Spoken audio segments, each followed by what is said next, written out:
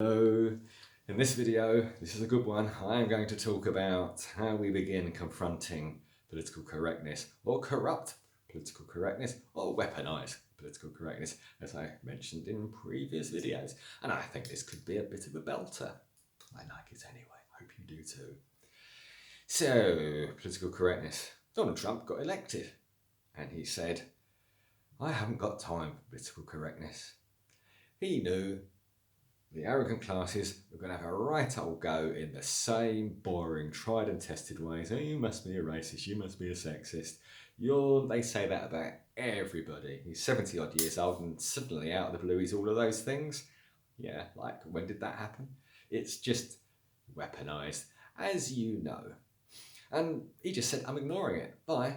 And his voters just were sick of it, so that was good enough. I suggest that in Britain, it's slightly more genteel and a more palatable approach to dismissing political correctness, the corrupt version, is to say, no, we embrace the aims of political correctness because we're English. We practically invented tolerance. Oh, I can hear the critics having a pop at that one.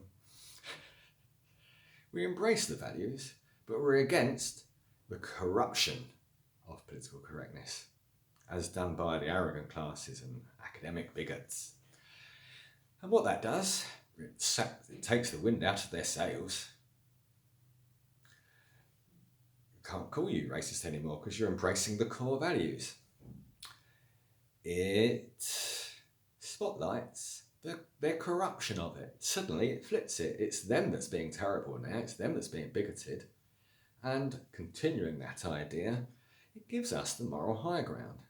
Because we are against all bigotry, all prejudice, all the ones that PC has told us it was about, but we're against all the prejudices coming from the arrogant classes and the social studies people. They're the authors, they're the high priest of the arrogant ideology that we are now suffering under.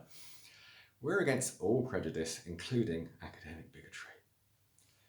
So that's why I think embrace PC, but not the corruption of it. I think that gives us a wonderful start point. Donald, like your approach, but maybe this is more British. What is the heart of socialism? Because, well, I've said how socialists think, but I've not really concentrated on the stuff they think. And whatever socialists think, wherever in the world they may find themselves, whatever time and age, it will always be a look at the world they're in, and it will become a list of all the things about that world. Because they're arrogant, and when you're arrogant, they're taught to be arrogant, they're not bad people, they're my friends, not being unkind, trying to improve. They look at that world and they hate it all because when you're arrogant, you're the centre of the world. Everything about what you do is new and great. Everything that went before is bad and terrible, which is the arrogant classes, the mechanics of arrogant thinking. It's, as I said in the last video, it explains the socialist thought habit, everything. You know that already, I've told you before. So that's what socialism is, and you can reduce it to a list. I called it the loathing list because it alliterates, and it is a loathing for. If you are, and let's just do a few from the list, well, they're wealth bigots, they hate the rich, they hate the English working classes, they hate English upper classes, they hate English values, they hate English history, they hate English statues, they just write essays. Decolonisation is a theory which is pure bigotry. How can we hate English today? And there's armies of social studies academics are doing PhDs, trying to find new and innovative ways to have a go at, well, just pursue their prejudices. That's what it is. It's a list, and it's quite a long list. That's the stuff they think. Socialism is a list. Now, that matters to confronting political correctness because of my next idea, and I've mentioned this before, I called it speech pacifism. And the reason I called it that is it speaks to why they get away with it. And we get away with it because we let them, And the reason we let them is, well, because we're too well-mannered.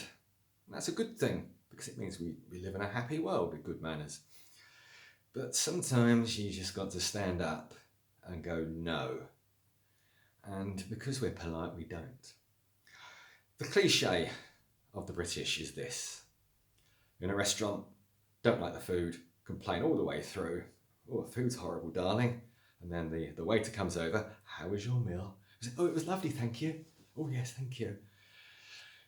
It's an exaggeration, but it's exactly the same when they are dehumanising somebody from their loathing list. Calling you a racist is as dehumanising as you can possibly get. It's, as Scott Adams says, it's mind reading, something only the arrogant classes can do, an arrogant person can do. And it's also prejudice, because it's never founded, it's an assault on you. To call a good person racist is pure prejudice. And for example, oh, I voted leave, that means you're racist. No, that's definitely bigotry, academic bigotry. So we let them because we won't say no. And to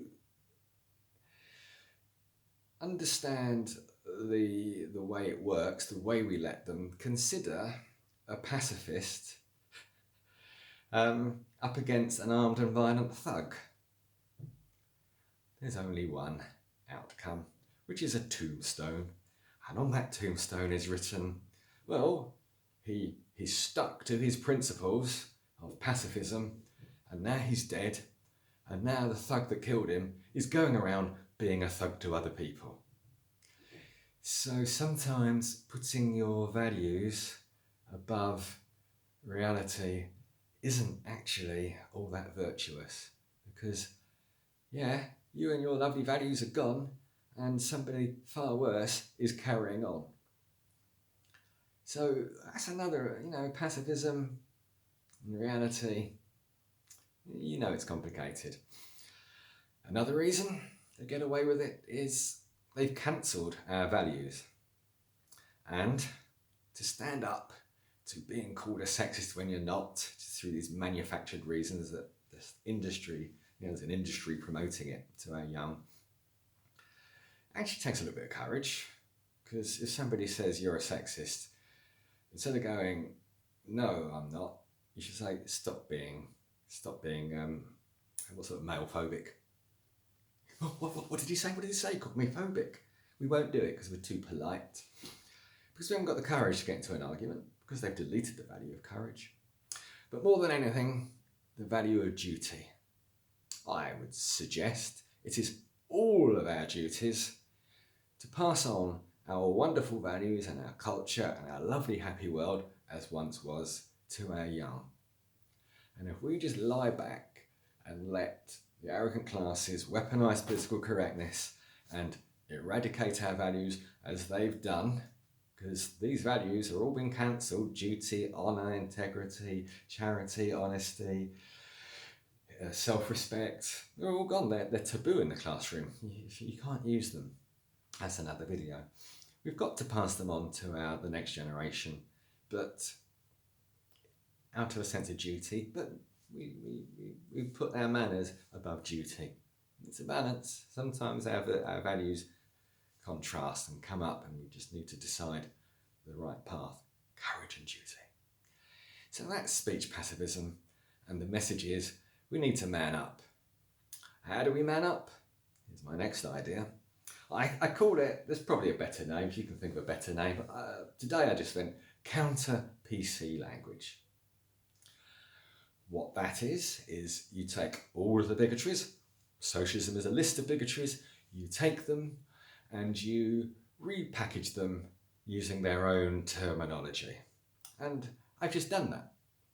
And the power is, the socialist can't ignore you then, because you're holding up their own values, which is don't be phobic.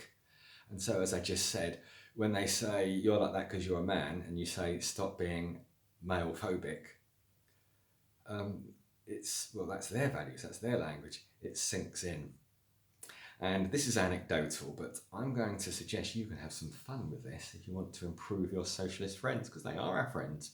Just badly taught, bad ideology, good people. Little example. I was a lovely lad, come out of university, psychology student. We used to have lovely little chats.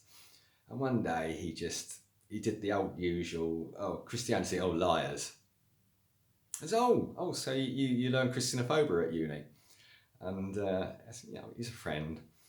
Threw it in there. And there was another lady, I think she fancied me actually, I'm sure she did. And I adore children because I teach them, when I teach it's a panto, and it's my teaching job has been like a living panto. I love children. And to a conservative, that makes me marriage material.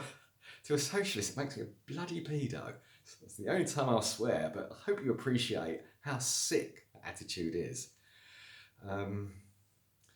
So I just said, give it a rest with the male phobia. And in both cases, everything about the conversation for them was on hold, and they just paused, they went quiet, they went away and reflected, and they never did it again. You can have some fun with that. I got a friend doing it as well. Just take their bigotries and just repackage it in their own language, bounce it back at them. It's a little bit confrontational, so always do it with charm. Unless you're on Question Time, which, that's a life I will never know. I'll never go on that program, God help us. So that's counter PC language. Test it for yourself. Take every one of their bigotries and rebrand it. And that's in our private life. But if you're Piers Morgan, much cleverer than I am, and he's just a really smart bloke. He got into an argument with some Scottish National Party bigot called Ross, doesn't matter his name. And he was arguing that, I think he was calling Churchill a white supremacist. That's a new one on their hate list. And Piers Morgan called him a ginger turd. And I'm not going to say he wasn't a ginger turd, but how about if Piers Morgan had used counter-PC language and said, I hear what you're saying, and that to me sounds very anglophobic. Do you think, audience, we need a national debate about anglophobia? Anglophobia, hatred of the British. Should we have a minister for confronting anglophobia? Or the Reform Party, you should say, do you have a spokesperson for male phobia? Do you have a spokesperson for academic bigotry, anglophobia, Christianophobia? Where's your spokesperson on this? Because as part of Reformation PC, I suggest there's a whole public out there that are really tired of this. And I don't think Christians should be ashamed to be Christians. You shouldn't be ashamed to be English. And it's wrong that the arrogant classes and academic bigots make you ashamed by corrupt political correctness of being who you are. And of course, coming back to the original point, the minute you brand their bigotries as phobic, that's exactly what you're doing. So the nature of our language, counter-PC language, and maybe I'll come up with some suggestions in the comments, but I don't think I need to, is you're actually using language that improves behaviour. Because to give those two examples with friends that I gave, it was a bit shocking calling one a Christianophobe and the other one a malephobe, but it did improve them. I'm sure it improved them. And logically speaking, it would do. So we're using language that improves people. Chekhov is much too depressing for me. But I tried to read him. But I do know that he said if you want to improve people, you show them how they are. And the arrogant classes have invented this weaponised type of language, calling everything ist and ism. And they've invested so much energy into giving it power. You're just capturing the power, taking the same language and using it as a mirror.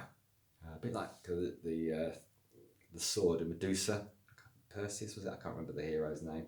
It's like a Medusa's shield. We're showing them how they are. So, let's recap. We embrace the values of political correctness, but we declare it corrupt. No more corrupt PC. We want our more virtuous kind. Let's take the high ground. So socialism is a list of bigotries because they're arrogant, not their fault. Their worldview is a list of everything that existed before they did. And if you know anything about history, it's always been like that. Speech pacifism is laudable. I can understand it. I wish we could be in a world where we didn't need it, and I know you do too. But it's the ally of prejudice. It's better to perhaps breach our manners and subjugate them to our duty to pass on our values to the young, and not be that person in a tombstone that doesn't exist anymore because of their high principles, whilst the thug carries on being a thug. There's a higher duty to stop thuggery and bigotry and prejudice, because we're against all prejudice, not including academic bigotry. And then I just describe counter-PC language. Use language that improves them by packaging their own.